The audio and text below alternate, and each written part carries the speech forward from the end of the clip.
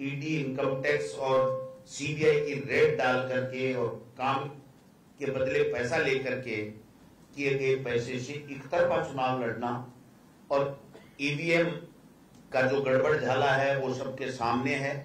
इन सब तमाम प्रयासों से देश के प्रधानमंत्री जी जो बार बार कह रहे हैं कि 400 पार, भाई 500 कितनी सीटें, 43 हैं, कितनी हैं, सारी ले लो, मना कौन कर रहा है? अगर इसी तरीके से करना है, अभी भी मैं राजस्थान का उदाहरण देके कहना चाहता हूं, कुछ हमारे जो उम्मीदवार हैं जो कांग्रेस में आए हैं और जो जिनको टिकट मिली है, उनको भारतीय जनता पार्टी के नेताओं के द्वारा यह कहना कि आप कांग्रेस मत ज्वाइन करो, कांग्रेस ज्वाइन करने के बाद में यह कहना कि 25-0 हो रही है, आपके लिए ठीक नहीं होगा, इस तरीके की भाव भाषा यहां भी चल रही है और देश में, पूरे देश में चल रही है।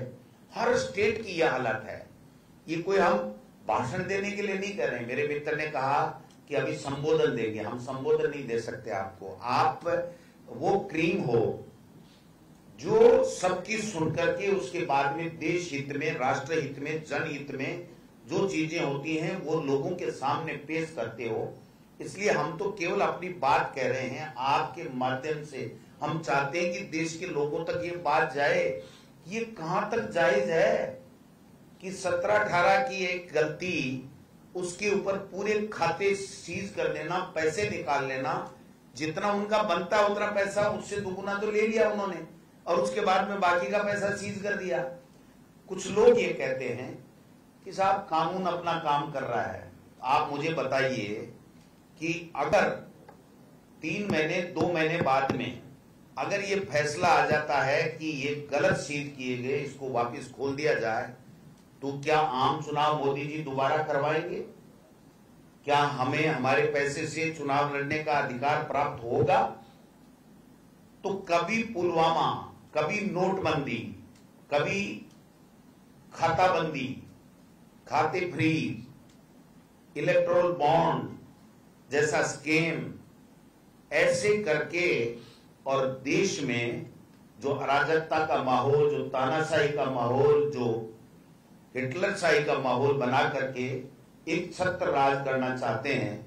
मैं समझता हूं कि अब देश के हर नागरिक सोचने के लिए मजबूर हो गया है।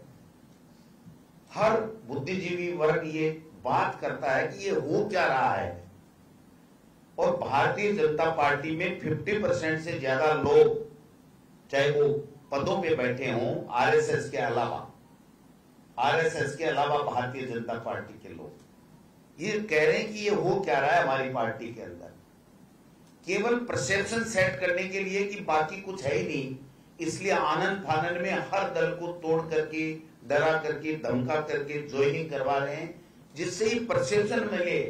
ये जो जा रहे हैं इनको कुछ नहीं मिल रहा है भाई साहब। समोसा और बिस्कुट भी नहीं मिलेगा, पार्टी की मीटिंग में ही नहीं बुलाएंगे तो समोसा बिस्कुट कैसे मिलेगा? आप बताओ। आप मीटिंग में कोई बुलाता है, आता है, तभी तो उसको नाश्ता मिलता है, चाय मिलती है। इनको चाय भी नसीब नहीं होगी। लेकिन एक परसेप्शन सेट करने के लिए इनका जो मॉडल है, उस मॉडल को प्रयोग करके सबको डरा धमका के, पुचकार करके, बहला करके और ले जा करके एक परसेप्शन सेट कर दो कि हमारी आ रही है। मुख्यमंत्री जी बार बार एक ही बात कह रहे हैं, 25 आएंगी, 5-5 लाख से जीतेंगे। ऐसा कर क्या दिया आपने? ऐसा क्या कर दिया 3 महीने में कि यहां आप वोट मांगने जाओगे?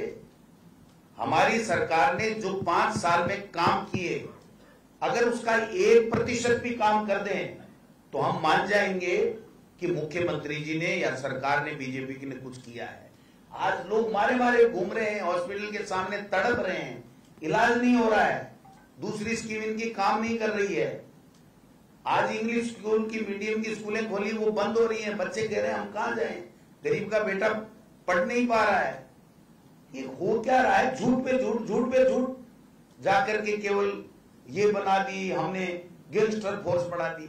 भाई जोरदारी किया, गैंगस्टर फोर्स बना दी तो हम पे वो गैंगस्टर फोर्स काम कर रही है क्या? एंटी गैंगस्टर को गैंगस्टर बोलते हैं, इतना भी काम में नहीं लेते, उसके बावजूद भी कह रहे 25 आए।